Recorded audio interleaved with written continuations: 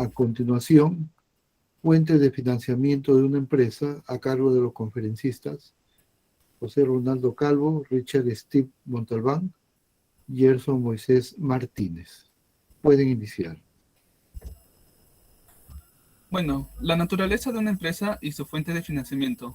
Tenemos 4. El potencial económico de una empresa, tamaño y madurez de una empresa, tipos de activos y las preferencias del propietario por la deuda o el capital.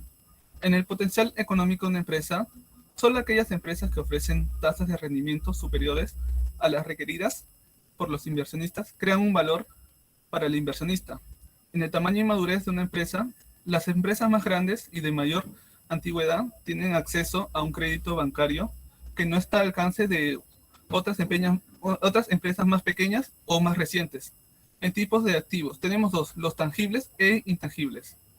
Los tangibles tenemos los equipos, los edificios, y los intangibles tenemos lo de buena fe e inversiones pasadas. Los tangibles sirven como una excelente garantía. Y en las preferencias del propietario, el propietario de una pequeña empresa debe reconocer y comprender los equilibrios entre el financiamiento con deuda y el financiamiento con capital, en lo que concierne a la rentabilidad potencial. En el alto capital y baja deuda existe un menor riesgo y menor rentabilidad. En cambio, en una alta deuda y bajo capital existe un mayor riesgo y mayor rentabilidad. Bueno, continuando con la exposición, vamos a ver una parte fundamental de lo que es, por ejemplo, las fuentes de financiamiento en un emprendimiento, una pequeña empresa. Empezamos con son las fuentes de financiamiento tempranas. Lo que es más importante, los ahorros personales. Prácticamente un 70% del capital inicial de un emprendimiento son ahorros personales, así que es muy importante tener.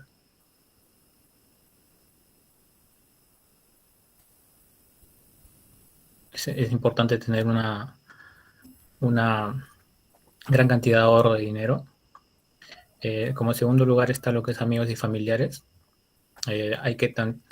Después de los ahorros personales, hay que presentar nuestra idea de emprendimiento a nuestros familiares con un respaldo, una persona que nos respalda nuestra idea para que sea más fácil el préstamo, ¿no? Luego vienen alcanzar las tarjetas de crédito. Estas tarjetas de crédito son muy rápidas para obtener dinero, incluso hacer compras, pero hay que tener cuidado con lo que son las cuotas, ¿no? Se debe pagar lo más pronto posible. Si seguimos con lo que es el financiamiento bancario, tenemos que saber lo que son los tipos de préstamo, saber lo que es una línea de crédito. También ahí existen préstamos a largo plazo, que son de 5 a 10 años aproximadamente, y los que son las hipotecas, en los cuales quedan como garantías lo que son bienes inmuebles o también incluso cosas del inventario de la empresa, ¿no? También entender lo que es el punto de vista del banquero, ya que el banquero nos evalúa a nosotros como emprendimiento o empresa para poder darnos un préstamo, ¿no? Tenemos que saber qué es lo que el banquero quiere de nosotros. También la selección del banquero es muy importante, ya que tenemos que elegir un banco que nos convenga mucho a nosotros, ¿no? Por ejemplo, como por ubicaciones o por las diferentes políticas que pueden tener. Y por último, lo que es el negociamiento de préstamo. Hay que tener bien en claro lo que son las tasas de interés, calendarios de pagos y las cláusulas de préstamo al momento de sacar un préstamo con un banco. Ahora, para hablar de las fuentes de financiamiento continuado, podemos mencionar que los proveedores de negocios y acreedores que toman activos como garantía. Esto se refiere a que las empresas tienen tratos con negocios con nuevas empresas y podrían ser fuentes de fondos para financiar inventarios o equipos. Así, podemos tener estas 3 clasificaciones. La primera, cuentas por pagar, que es el financiamiento proporcionado por un proveedor de inventario a una empresa determinada. La cantidad de este crédito comercial depende del tipo de empresa y de la confianza que tenga el proveedor hacia esta otra. Podemos mencionar también que la duración aproximada de este crédito es de 30 días. Como segunda clasificación tenemos los préstamos de arrendamiento y de equipos. Esto significa que el préstamo es a un plazo y se le hace a un vendedor a una máquina y también para una empresa que va a utilizar esta máquina. Podemos diferenciar características entre una y otra, entre el préstamo de arrendamiento, y podemos mencionar lo siguiente. En primera, en el préstamo suele exigir un pago entre 30 y 35%. El periodo de contrato es de 3 a 5 años. también se realiza mediante un contrato condicional de venta y el equipo no puede servir como garantía para futuros préstamos. En cambio, en el arrendamiento, este se cubre el 100% del costo activo arrendado y también se incluye una tasa fija. El pedido es igual al del préstamo en 36 y 60 meses, o sea, 3 o 5 años. El efectivo de la empresa queda libre para otros propósitos. Se puede usar una línea de crédito disponible y el arrendamiento protege de la obsolescencia del equipo. Como tercer clasificación podemos ver el préstamo de activos como garantía. Esto significa que la línea de crédito garantiza los activos por un capital de trabajo adelantado solo por un porcentaje del valor de activos de la empresa. Esto, por lo general, es un 65 y un 85%, contra las cuentas por cobrar y hasta un 55% contra los inventarios. Estos préstamos son de opción viable a empresas jóvenes y el crecimiento atrapado por la escasez del flujo de efectivo. También, en la siguiente filmina vamos a ver que existe otro tipo de ingreso de dinero. La siguiente, por favor, denominado inversionistas de capital privado. A lo largo de esta última década, los mercados de capital privado han sido fuente de financiamiento de más rápido crecimiento en las iniciativas que tienen potencial para llegar a convertirse en negocios de importancia. Es así que el emprendedor tiene unas dos fuentes principales para estas dos categorías. La primera es ángeles de negocio y la segunda es capitalistas de riesgo. Los ángeles de negocios son individuos que invierten en algunas iniciativas de negocios de otras personas.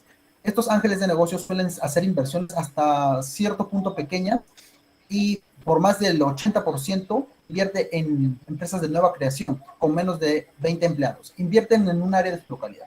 Aquí hemos visto algunos ejemplos que podemos ver en la televisión, como Shark Tank o El Socio. También tenemos otro tipo que son las firmas de capital de riesgo. Estas firmas son individuos que forman sociedades limitadas con el propósito de conseguir un capital de riesgo de grandes inversiones. Casi siempre las inversiones de los capitalistas de riesgo asumen una forma de deuda convertible a las acciones preferentes de otras. Esto significa que los capitalistas de riesgo aseguran tener un derecho prioritario por encima de los propietarios y de los inversionistas del capital. En el caso de que se liquide la empresa, también pueden convertir su inversión en acciones. Aquí podemos ver algunas firmas de capital de riesgo, como son, ¿no?, las compañías aseguradoras o las de fondos, ¿no?, las AFP, Integra, Habitat, Prima. Por último, también hay otra entidad para obtener un tipo de financiamiento. Este es el gobierno. El gobierno, generalmente estatal, local, se ha hecho de más activos de financiamiento de nuevos negocios. La naturaleza del financiamiento varía, pero cada programa suele enfocarse en aumentar otras fuentes de financiamiento. Para culminar, la mayoría de estos préstamos se hacen en combinación con un banco, lo cual permite que el banco acepte préstamos de mayor riesgo para los empresarios que podrían no calificar a un financiamiento tradicional, ofreciendo al gobierno como aval y en algunos casos estos préstamos tienen un requerimiento de pago inicial muy bajo. Con eso finalizamos nuestra exposición y pasamos a las preguntas. Tenemos preguntas, nuestro compañero Giancarlo, nuestro compañero José Luis. Sí, Gerson, una consulta. ¿Por qué el financiamiento del capital genera una menor rentabilidad? Bueno, yo lo voy a responder. Pongámonos en el caso de que tenemos 100.000 soles de capital, pero nos queremos hacer un préstamo de 100.000 y nos dan una tasa de interés del 8%. En la utilidad de operación tendríamos 28.000 como ejemplo, y en la deuda también tendríamos 28.000. En los gastos financieros, como nos dicen que son 8%, entonces serían 8.000. Entonces nos darían que la utilidad neta del capital sería 28.000 y la utilidad neta en la deuda sería de 20.000. Si sacamos el rendimiento, sería el 28.000 sobre los 200.000, que eso nos da igual al 14%, y en el otro nos daría 20.000 sobre el sobre 100.000, que era el capital. Eso nos da igual al 20%. Ahí nos damos cuenta por qué el otro es menor. Ahí nos damos cuenta que el rendimiento del capital es menor.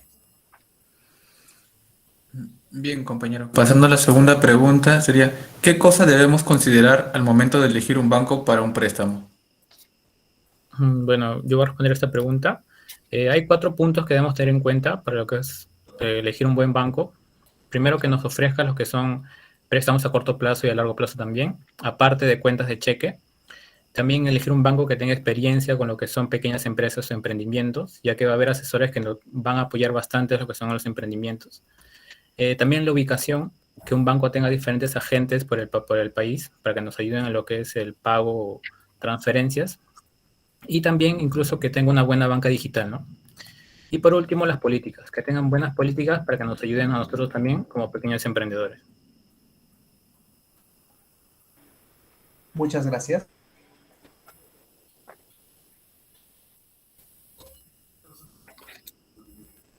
Gracias.